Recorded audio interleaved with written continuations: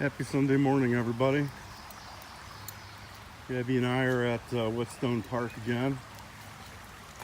I took a long time to decide where to go today.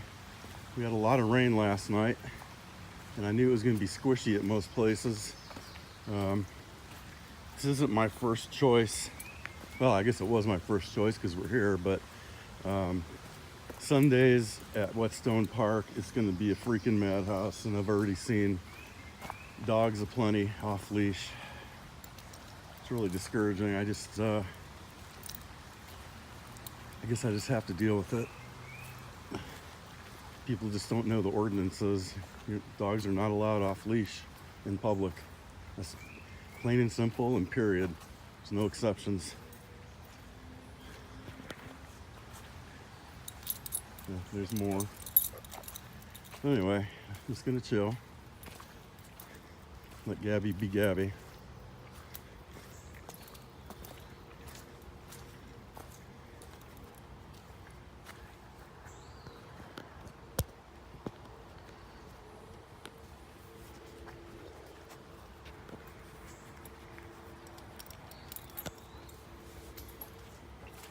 So yeah, we had some pretty big storms roll through. I didn't check the weather before I went to sleep, which was a mistake, because this little girl's a big baby when it comes to thunderstorms.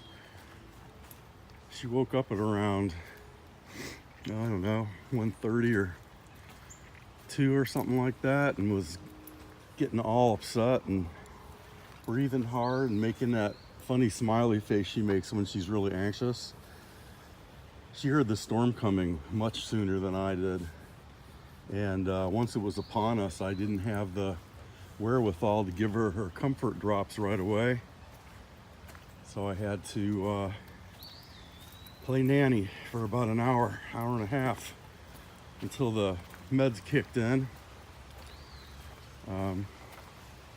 Good news is I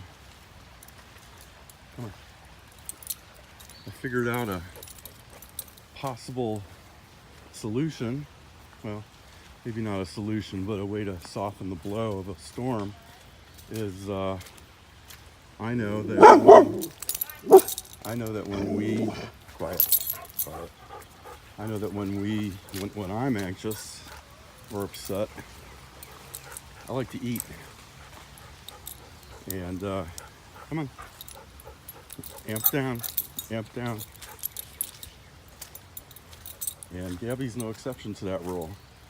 So I found out rather haphazardly that when there's a thunderstorm, we need to have a thunderstorm party.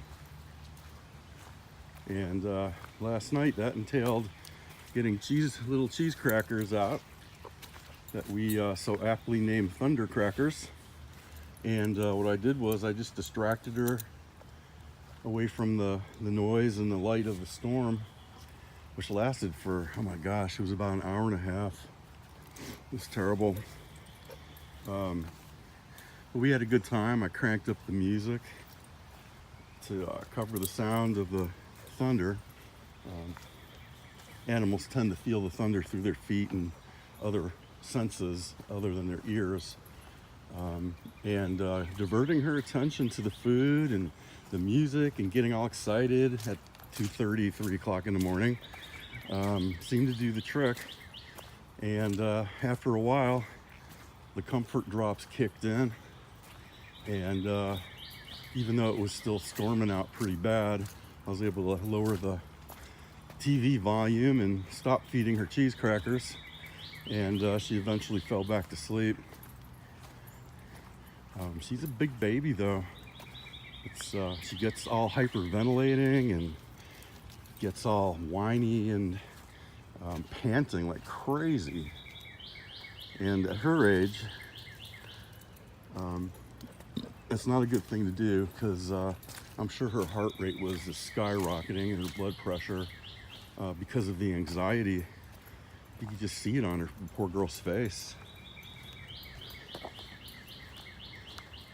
At least I figured out something on that one, because sitting there hugging her for half an hour did some help, but not completely, I'm afraid. You can only hug so much before they get a little bit weird.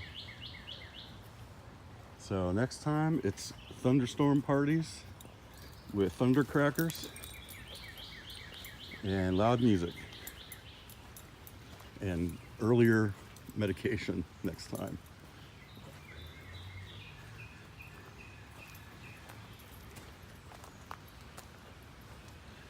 Come here.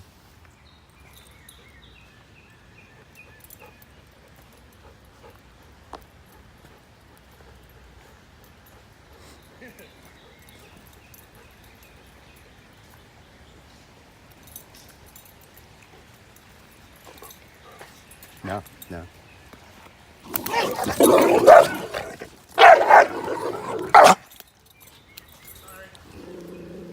You're not supposed to have your dog off leash in public. You know, especially one that big. It's gonna be a shorter video today. It's kind of good because I'm fuming, if you couldn't tell. Haven't been gabbing away. I don't know how I did a loop back like that. That is so strange. I never made any backwards turns. Huh. Come on, girlie. Ugh. Wait, wait, wait. Wow, that is really weird. Okay, well, not the greatest walk today, I'm afraid. Sucks that I really like this place and there's fucking people with dogs off leashes everywhere.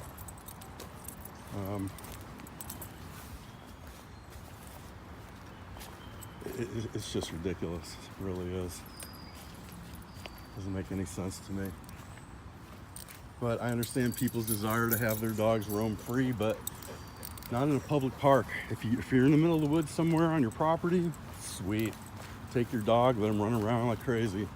But when you're in a place that's financed by taxes, you keep your dog on a leash. All right, I won't keep harping on it. It's just really disappointing.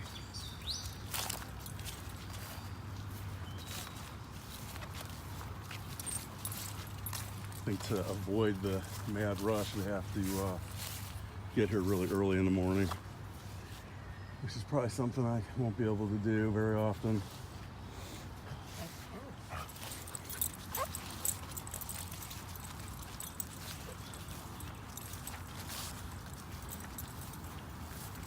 Yeah, I guess I might have to take this opportunity to go across the street a little bit, see what's over there. Got to try to find a path less traveled, I suppose. That area that I was in is just so popular. Here, let's go over here. It's too muddy. I think what I'll do is I'll get on Google Maps one day and I'll look at this area from overhead and see where there's less trails. Less trails means less people for the most part.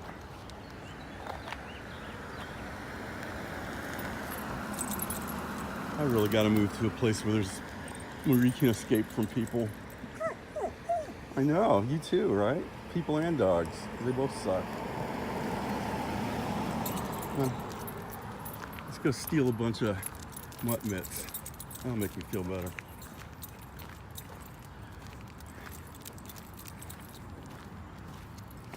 I have a feeling the same people that have dogs off leashes don't even clean up after their dogs. Let's see, where is the, oh, look. Animals under direct control. No owner of any animal shall permit such animal to run large on any property not his own. Owner shall have the animal securely leashed or under direct control at all times. Direct control means the animal will come, sit, and stay on command from the owner. Columbus City Code 2327. Where's the place to call and complain? Yes, we're gonna find that area. Oh, look, the mutt mitts are out too. Thank you, Columbus. Come on, let's see what's back here aside from mosquitoes.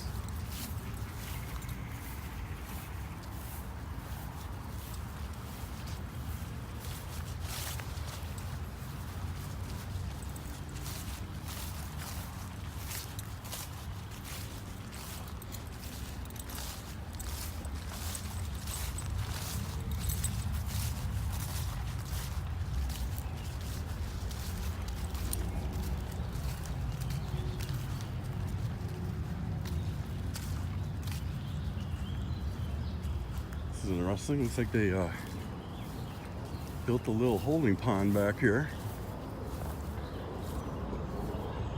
Looks like bullfrog paradise. It's pretty cool. Come here. Tick City. Come on.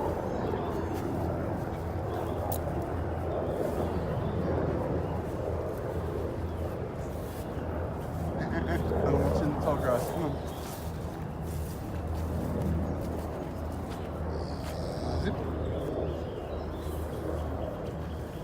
So there's an area back here that I took the dogs last time that probably would be pretty less bothersome if I walked through the creek. Gabby's not very excited about walking through water though. Her feet are too dainty to walk through water. But I think that's going to be our next bet. Just walk along the creek. I don't think people will do that as much because they're lazy.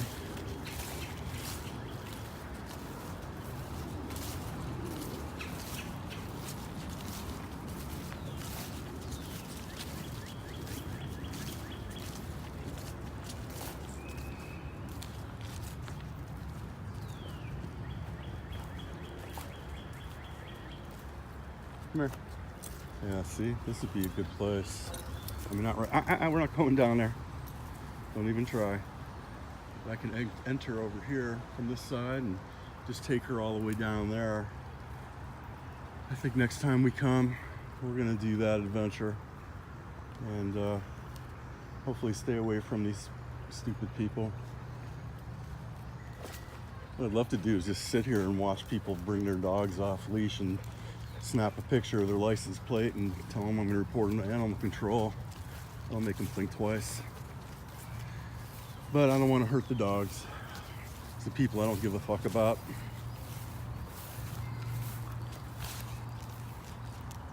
They shouldn't have to suffer because their owners are dumb.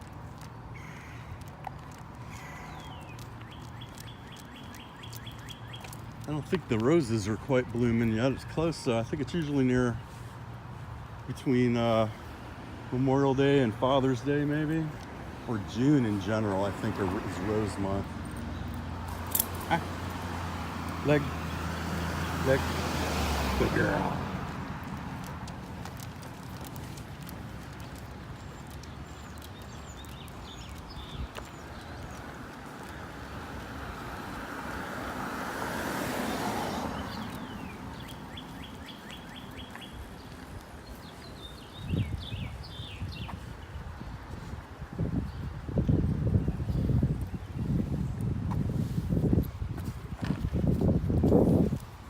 It's really nice out today.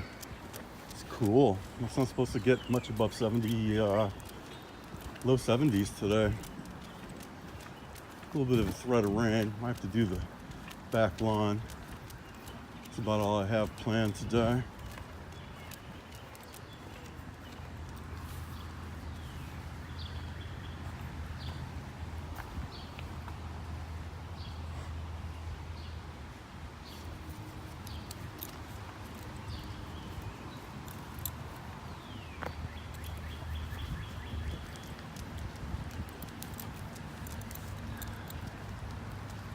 Had kind of a rough day at work yesterday. Well, for the most part, it was good.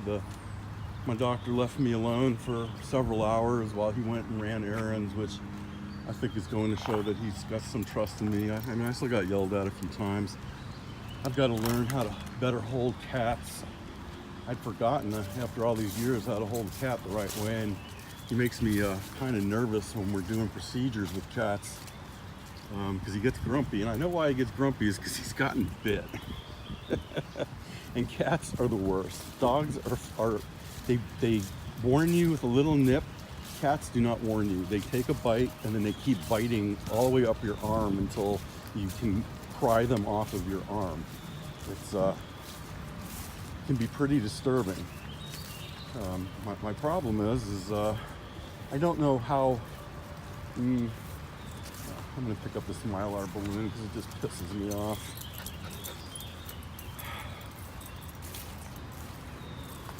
Oh man, they're all over the place. Why do people do these things?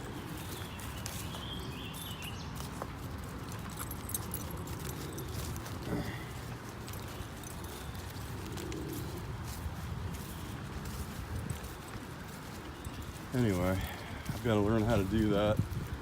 Sometimes he tells me to scruff them, which means hold them by their neck like they're kittens. And other times he tells me not to do it, or I'm handling them too rough. And I need to try to find a happy medium with this guy. What I wound up doing is just holding the cat's shoulders. It was a pretty sick cat in its defense.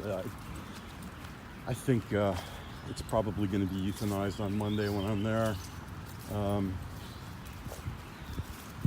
But I was holding it with its face buried into my big belly, and that seemed to work pretty well for him. For the doctor, I should say, not the cat. So this lady comes in off the street. She's a new client with a scrawny looking white cat. I mean, I'm not a doctor, but I could tell this cat doesn't have very many days left. It lost all its muscle tone. And come here, get off the path, let bicycles go.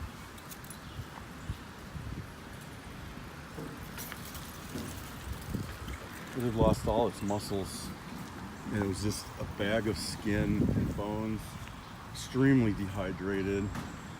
I walk into the room, come on, there's a dog coming, and this woman, I'm going to use a medical term, I'm not being mean here, I'm just going to use a medical term.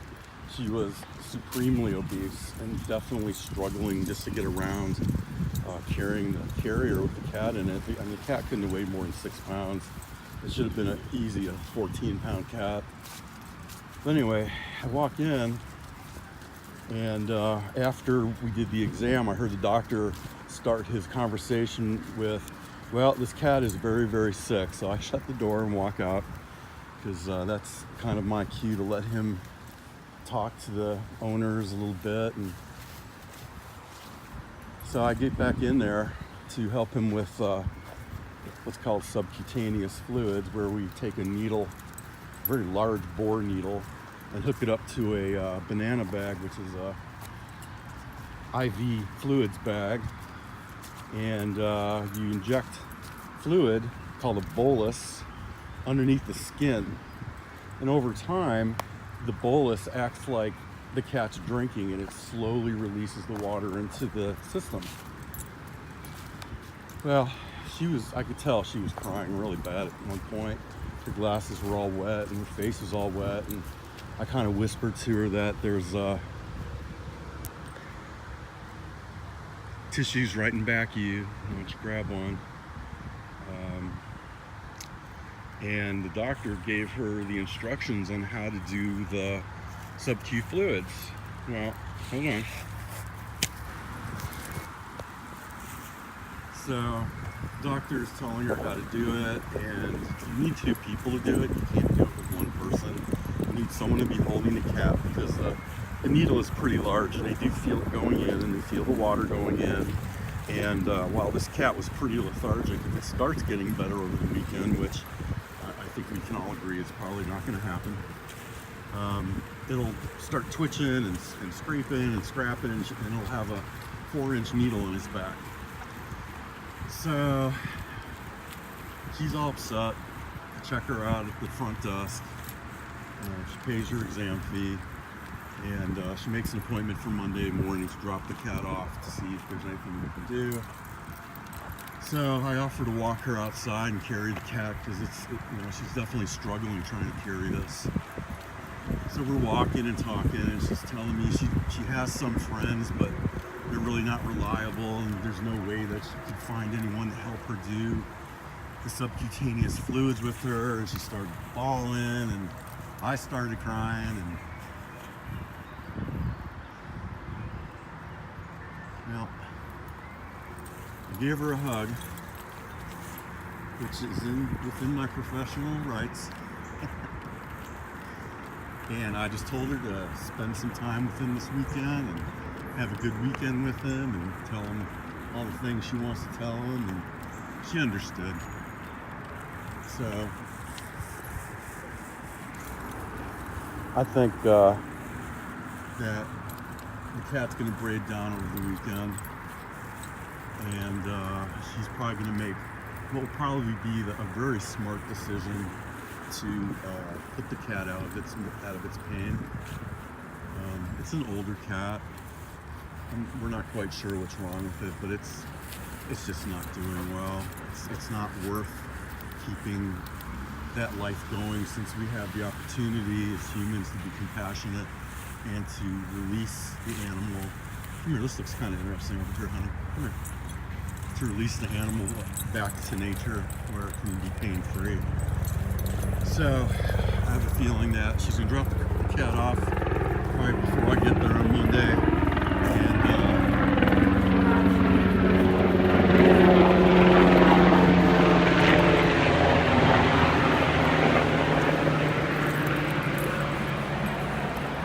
Here looks like my entrance point to what I was talking about before, not to interrupt my other story, but this would be a good place to come in. And I think we'd probably have the run of the woods back here, maybe not. I don't know. People are just so prevalent nowadays. It makes me sick. They're like cockroaches. How nice and deep that is.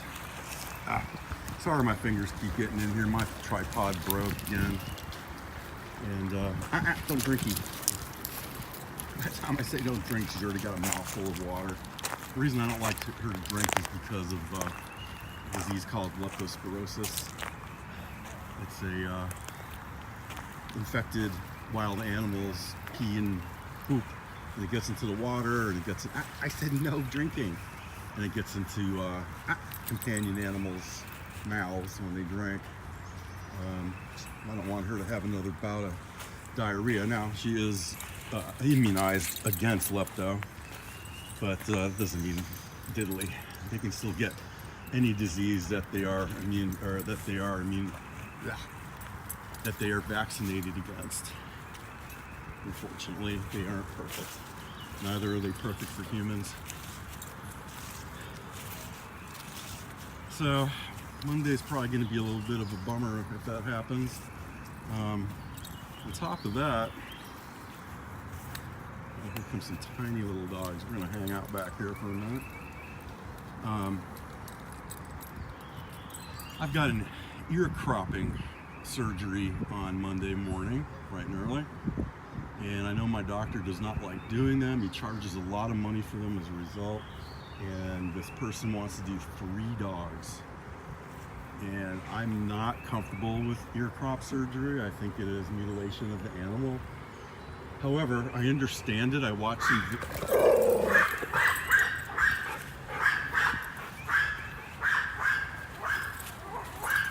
Sit. Sit. That little one sucks sometimes. Why do they have to be the most vocal ones? I don't get it. Probably because they're so small. But anyway, let's keep walking. Come on. Ear cropping is a tradition more than anything else. The AKC, which is the big kahuna of dog dictatorships, actually approves and allows ear cropping, posting, and tail docking, because it's a tradition for certain breeds like the Dobies, boxers, Great Danes, a bunch of dogs. Now, what people don't realize is a lot of those dogs have floppy hound ears. And what you do is you slice off half the ear, literally, slice off half the ear, take it off, and then sew it with a bazillion stitches going up the side. And then you insert a post, which some people use tampons or sticks or cable ties or popsicle sticks or tape, and you stick it in the dog's ear for a certain amount of time and wrap them up, and they run around looking like they look pretty crazy, to be honest with you, if their ears sticking up with tape. And that's what keeps their ears up over time. It's a pretty brutal looking surgery. It's going to be really bloody. The doctor's going to be really stressed out, I'm sure. He's not happy that this guy now wants to do 3 of them. Told me to tell him to choose one this time and bring it. a lot of veterinarians refuse to do it. And there are countries that have outright banned the practice of ear cropping and tail docking, which is pretty brutal as well. They dock the tails of very, very, very young puppies without anesthesia. They just take a scissor at a 45-degree angle, and they make an initial incision, then yank the skin back, and then snip it, and then just pretty much sew up the remaining skin and call it a day. They say the puppies have not gained neurons in their tail ends at that point. Yeah, I wonder who asked them if that's true. But apparently they don't feel it. That's why there's no anesthesia. I call bullshit on that. But like I said, it's a tradition in the United States to do certain breeds. And I guess I just can't, as a professional, I have to be professional about it and just kind of roll with the punches. If it were my practice or I was a DVM, I would tell them to go pound salt. There are states, including Pennsylvania, that have outlawed it. And they come across the state line in Ohio to get it done. I mean, what's the purpose of outlawing something if you can get it done in another state? I think they should enforce that you show a driver's license, and if you're not within state, that you're not getting your dog's procedure done because it's against the law where you live.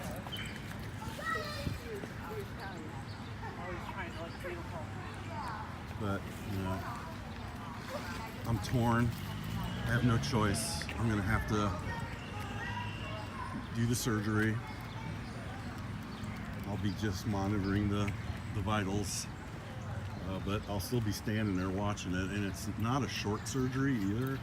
From what I saw, it takes at least a half an hour per ear. For dogs to be under general anesthesia for that long, which could be up to an hour, I guess, 2 ears, half an hour each, is dangerous, especially when it gets to the brachiocephalic ones, the ones with the short noses, like the boxer, for example. They have issues to begin with when it comes to anesthesia. So, yeah, I don't know what kind of dog we're going to be having in. It could be anything. Any age, I have no idea. So, surgeries are generally pretty stressful, and I have anxiety about them because I don't know how to help other than to stay out of my doctor's way.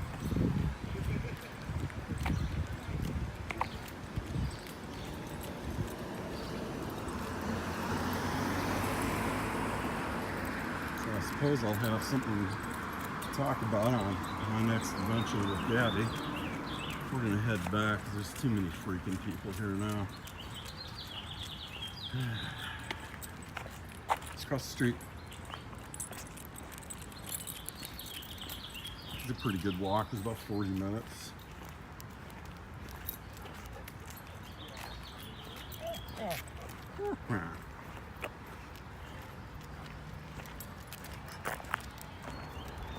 The people on the outside of the woods, they're walking their dogs on leashes with no problem. That's great. I guess once they figure out they're in the woods, anything goes when you're in the woods, and that's where that's the most dangerous. As you saw when that Great Dane came running up on us, growling.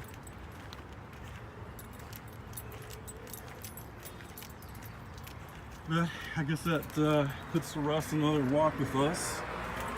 We'll probably take a break from this park for a little while, although I do like the idea of going down this path over here next time. Save me some headaches, perhaps. And we'll give that a try. Up. So, Gabby and me, y'all have a good work week. And we will talk to you, I guess our next opportunity to do anything is going to be on Wednesday. I'm working 2 10s Monday and Tuesday, and 3 10s Monday, Tuesday, and Thursday. So here we go, another work week. Have a great one, guys. Talk to you soon. Bye-bye.